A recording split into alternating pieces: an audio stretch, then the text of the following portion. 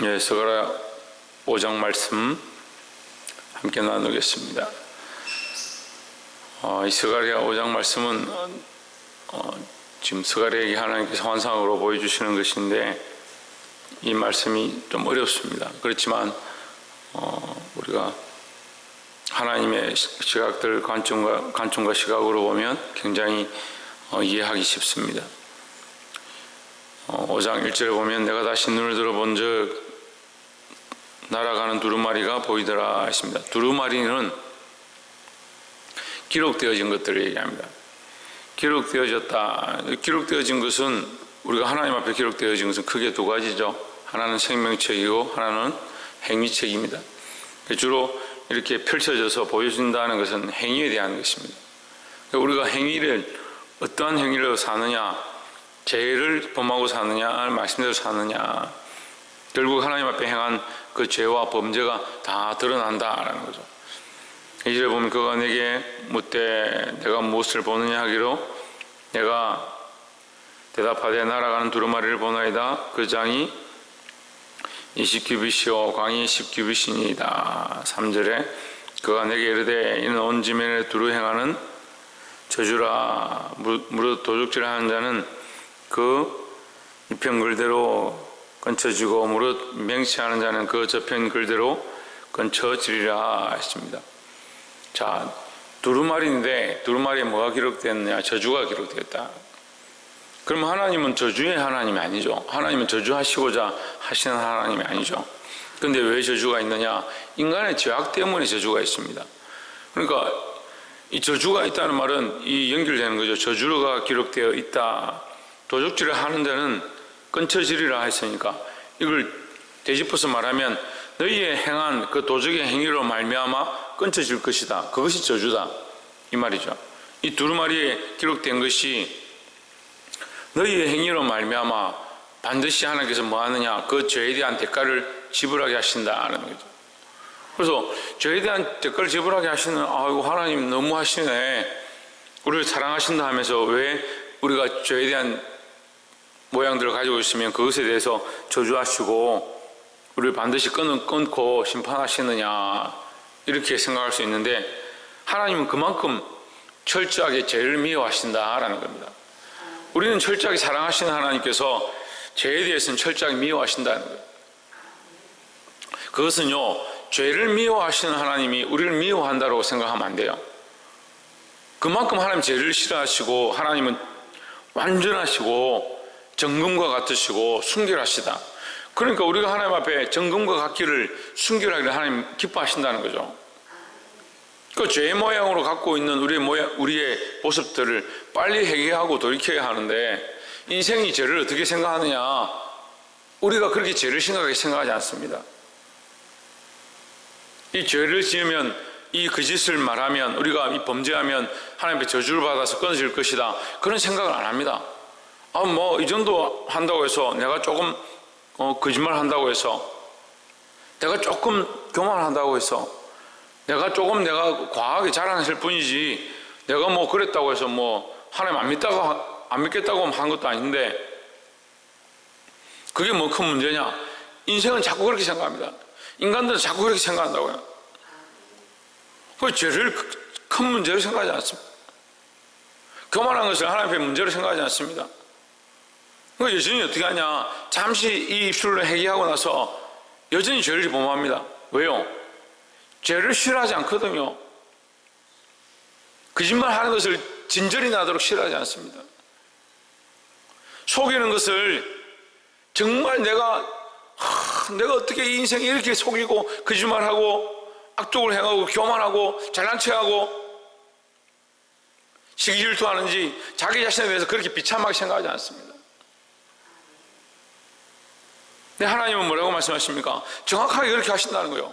정확하게 기록해놓고 그 행한대로 저주를 주고 그 행한대로 끊겠다라고 말씀하시는데 그만큼 죄를 싫어하시는 하나님, 우리는 사랑하시는데 우리가 그런 죄를 자꾸 범하고 그 죄를 자꾸 끌어안고 있다는 거예요. 하나님이 그 죄에 대해서 말씀하시는 것만큼 우리가 너무 마음에 사무치도록 그 죄에 대해서 생각지 않는다. 여러분, 이거 심각한 거예요. 이스라엘 백성이 왜 망하도록까지 가느냐, 예루살렘이 왜 거기서 옮겨질 때까지 가느냐. 하나님 그만큼 심각하게 죄에 대해서 말씀하시지만 인간들이 너무 섭성에 물들어 있어서, 죄에 물들어 있어서 자기를 자랑하고 교만하고 자기를 드러내는데 급급한 겁니다. 제가 간증에 대해서도 계속 말씀드리는데, 간증이 하나님을 자랑하면 좋습니다. 그런데 인생이요, 자랑하다 보면요, 그 간증 속에 누굴 자랑하냐? 자기를 자랑하는 겁니다. 결국 내가 기도했더니 이런 역사가 나타났다. 그 하나님이 역사하신 게 아니고 자기가 기도해서 역사가 나타난 거예요. 그 인생이 자기도 모르게 교만한 겁니다. 자기도 모르게 자기를 자랑하는 겁니다. 사랑하는 성도 여러분, 죄를 미워하고 하나님 앞에 할 수만 있으면 우리가 이것을 가정히 여기고 토스라고 회개하기를 주의 이름으로 축복합니다. 4절 후반절에 보면 그 집에 머무르며 그 집을 그 나무와 그 돌을 아울러 사르리라 했습니다. 반드시 어떻게 하느냐? 너희는 돌은 설마 타겠느냐? 나무는 타겠지만 돌이 타겠느냐? 하지만 내가 반드시 그것 또한 사르리라, 반드시 탈 것이다 하는 거죠. 하나님께서 반드시 우리가 범한 그 죄에 대해서 반드시 대가를 지불하게 할 것이다. 그러니까 두려워해야 되는 겁니다. 믿음이 없으니까요, 믿음이 없으니까 하나님도 두려워하지 않고요, 믿음이 없으니까 죄도 범하고요, 죄를 범한 것을 회개하지 않습니다. 그 생각이 이게 오그라들어서 죄의 결과로 자꾸 이런 생각을 하고 자기가 원하는 생각들을 하고 세상의 길로 가면서 그걸 뉘우치지 않습니다. 오늘 이 말씀이 저와 여러분에게 들려지고 이 말씀을 깨닫고 고치시기를 주의 이름으로 축복합니다. 그 말씀을 듣고 왜 안 고치는지 참, 그런 거 보면요, 이게 죄에 대해서 너무 관용한 거예요. 죄에 대해서 자기에 대해서 너무, 자기 자신에 대해서 너무 관용한 거예요. 자기에 대해서 관용하고 자기 자신에 대해서 관용하고 자기 재물에 대해서 관용하고 하나님의 은혜에 대해서 감사하고 하나님의 영광을 찬양하고 해야 되는데 자꾸 거꾸로 해요. 자기의 삶에 대해서 나는 참 은혜롭다. 내가 행하는 것들 보니까, 내가 하는 거 보니까 참 나는 참 영광스러운 존재다.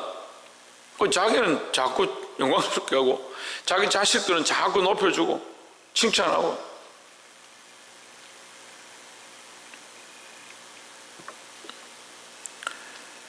볼 수 있기를 소망합니다. 7절에 이 에바 가운데는 한 여인이 앉았느니라 하는 동시에 둥근 납 한 조각이 들리더라 했습니다. 이게 에바는 이제 두 번째는 에바 환상을 보여주는데, 이 에바는 쌀을 넣어서 넣는 이 독 같은 겁니다. 한 독에 한 에바다. 그리고 그 에바를 뭘 하느냐, 이 쌀을 청량하고 넣는 이 기준을 삼는 겁니다. 우리 같으면 한 자루겠죠. 한 자루인데 여기 사람을 구겨서 넣으면 한 사람이 딱 들어갈 정도입니다. 그 한 여인을 그 안에 딱 넣으면 딱 맞는 거예요. 좀 안 좋게 말하면요, 우리가 죽으면 한 사람 눕는 관 하나다 이렇게 생각하면 되는 겁니다. 자루 하나, 한 사람 들어가는 딱 그 한 자루, 한 상자, 한 관 이렇게 생각하면 됩니다. 그런데 생각해 보십시오. 우리가 장사를 하면 어떻게 하겠습니까? 인간들이 이게 마음이, 양심이 굳어지면 어떻게 하겠습니까? 우리 그냥 일반적으로 생각했을 때요, 양심이 굳어지면 할 수만 있으면 작게 주고 싶겠죠. 우리가 쌀을 이렇게 장사를 한다 하면 쌀을 한 에바를 데워서 줘야 된다 하면 될 수 있으면 작게 해가 줄 거 아닙니까? 근데 받을 때는 어떻게 합니까? 많이 받고 싶잖아요. 근데 내가 속이고 줄이고 전략하고 해서 준 것이 네가 들어갈 관이다 이 말이에요. 다시 말하면요, 네가 행한 그 행위대로 네가 그 안에 들어갈 것이다, 이 말이죠. 쉽게 말해서 그 한 에바에 한 여인이 들어간다. 거기를 어떻게 하냐, 다시 나오지 못하도록 납덩이로, 납은 굉장히 무겁고 엄중한 것을 얘기합니다. 네가 인생에 하나님 앞에 속이고 사람들에게 속여서 취한 것들, 뺏은 것들, 너희 배를 불리기 위해서 사람들을 괴롭게 한 것, 결국 하나님께서 잊지 아니하실 것이다. 너희 인생의 결과가 네가 만들어 놓은 에바 그 한계와 같이 네가 거기 들어가서 그 뚜껑을 덮고 너에게 그 대가를 지불하게 할 것이다.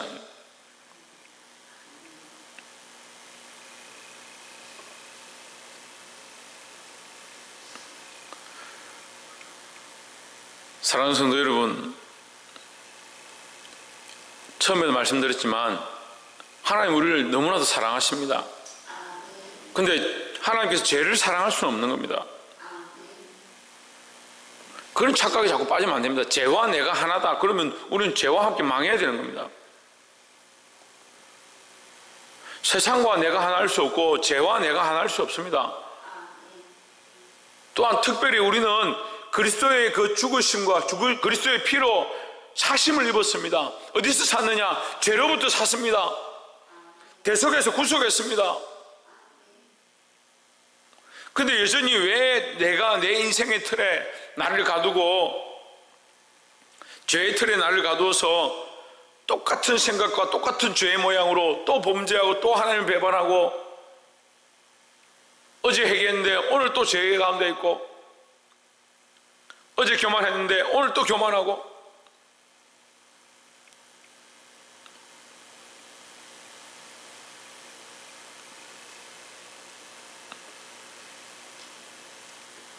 나는 그렇게 살지 않았다.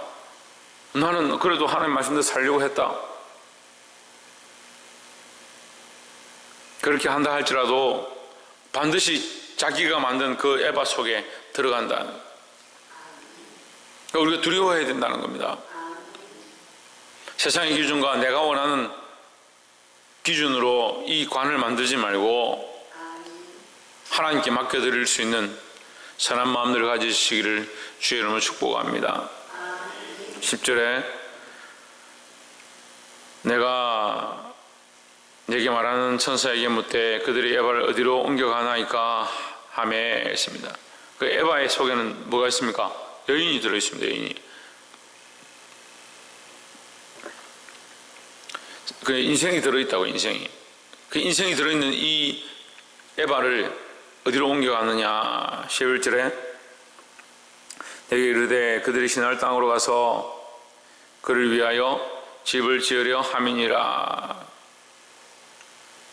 준공되면 그가 제 처소에 머무르게 되리라 했습니다. 자, 신할 땅은 우리가 다 알다시피 신할 땅은 바벨탑을 쌓은 곳입니다. 바벨탑은 인류의 문명의 시작이 아니고요, 바벨탑은 하나님을 대적한 인간들의 첫 번째 모습입니다. 그러니까 하나님 창조하시고 인간이 연합해서 범죄하는 것은 잘 없습니다. 하와가 범죄해서 아담에게 줬죠. 가인이 아벨이 보기 싫어서 칼로 찔러 죽였죠. 그런데 신할 땅에서는 어떻게 합니까? 우리가 흩어짐을 면하자, 우리가 우리를 위하여 성을 쌓고 탑을 쌓고 이렇게 합니다. 인간이 연합해서 뭘 하느냐? 하나님 대적하는 겁니다. 이 신할 땅이라는 것은 죄의 무더기입니다. 죄의 무더기. 우리가 에바를 가지고 와서 어디에 쌓느냐? 신할 땅에 갖다 쌓아놓는 겁니다. 그러니까 인생이 제약된 인생들, 하나님을 배반하고 하나님 모르고 자기 행위대로 살아오고 자기가 옳다고 생각했던 그 인생의 모양들이 다 어디에 모이느냐? 신할 땅에 모이는 겁니다. 신할 땅은 축복의 땅이 아닌 거죠. 그 인간들의 이 모략과 계략들은 하나님을 대적하는 데 쓰이는 겁니다. 이 신할 땅은요, 바벨탑의 모양도 되지만 그 바벨이라는 단어를 연결해서 바벨론으로 연결되는 겁니다. 바벨론이 하나님께서 거룩하게 쓰시고자 하나님의 도구로 서임받았는데 결국 바벨론이 하나님 대적하고 자기들이 하고 싶은 대로 행하다 보니까 하나님께서 계시록에 가서 바벨론을 뭐라고 하냐? 큰 음녀다라고 합니다. 우리도요 하나님 앞에 거룩한 백성으로 왕같은 제사장으로 하나님의 소유된 그 나라로 쓰임받을 수 있습니다. 그렇게 쓰임받기 원하고 하나님 그렇게 명명하셔서 우리를 부르셨습니다. 그렇게 쓰임받아야 합니다. 그렇게 사용되어져야 합니다. 왕같은 제사장이 뭘 해야 합니까? 죽어가는 영혼들에게 하나님의 거룩한 복음을 전하고 하나님 알지 못했던 자들에게 하나님 알게 하고 그들의 죄를 씻기고 그리스도 앞에 그 십자가 앞에 나와서 그들의 삶을 새롭게 하는데 우리가 제사장적인 사명을 왕같은 사명을 감당해야 합니다. 그런데 우리는 그것을 망각하고 반대되는 자리에 서 있지 않습니까? 속이고 내 배를 부르게 하기 위해서 많은 사람들을 오히려 죄악의 수렁으로 빠뜨리고 있지 않습니까? 그 제일 답답한 건요, 들어도 깨닫지 못한 사람들이에요. 내가 지금 자식들을 살리고 있는지, 내게 주어진 영혼들을 살리고 있는지, 내 욕심과 내 기분대로 내 자랑하고 내가 옳다라고 생각하는 것들을 가르치고 있는지 그걸 구별하지 못하는 사람들이 있습니다. 결국 연합해서 뭘 만드냐? 밥의 탑을 쌓고 있는데 자기가 인생에 거룩한 일을 하고 있다고 착각하는 겁니다. 물론 이 말씀은 마지막 때에 신할 땅에 모아서 그들을 심판하시고 죄의 길 가운데 하나님 배반한 길 가운데 있는 자들은 마지막 심판을 당하고 우리는 거룩한 곳으로 옮겨갈 것이다. 이 앞에 우리 3장과 4장에서 말했던 것처럼 성전을 다시 건축하고 재건하고 회복해 하실 것을 말씀해 주고 있습니다. 하지만 결국 그 죄에 대한 보응, 하나님 배반하고 떠난 자들에 대한 이 보응은 결국 그대로 기록되고 있다는 겁니다. 우리가 잠시라도 정신을 놓으면 안 되고요, 항상 정신을 차리고 뭘 해야 되느냐, 이 죄악의 길로 가지 않도록 하나님 우리에게 부르신 이 소명, 우리에게 맡기신 사명, 우리에게 주신 이 일들, 내가 지금 할 수 있는 이 일들을 믿음으로 행해야 된다는 겁니다.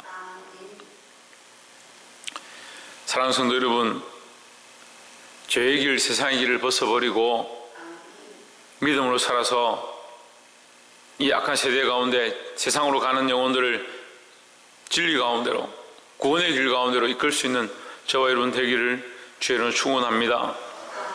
이 5장 말씀에서 하나님께서 죄에 대해서 간과하지 아니하시고 죄를 미워하시고 그들이 행한 대로 반드시 갚으시고 또한 범죄한 자들을 신할 땅에 모아서 심판하신다는 모습을 말씀하고 있습니다. 이 말씀이 우리에게 적용되는 말씀이 아니고 죄의 길로 세상으로 배반한 자들에게 적용되어지는 말씀이 되도록 우리는 깨어서 말씀 가운데로, 하나님의 뜻 가운데로 나아가고 그 말씀대로 살고자 몸부림치는 그런 자들이 되기를 주의 이름으로 축원합니다. 기도하겠습니다.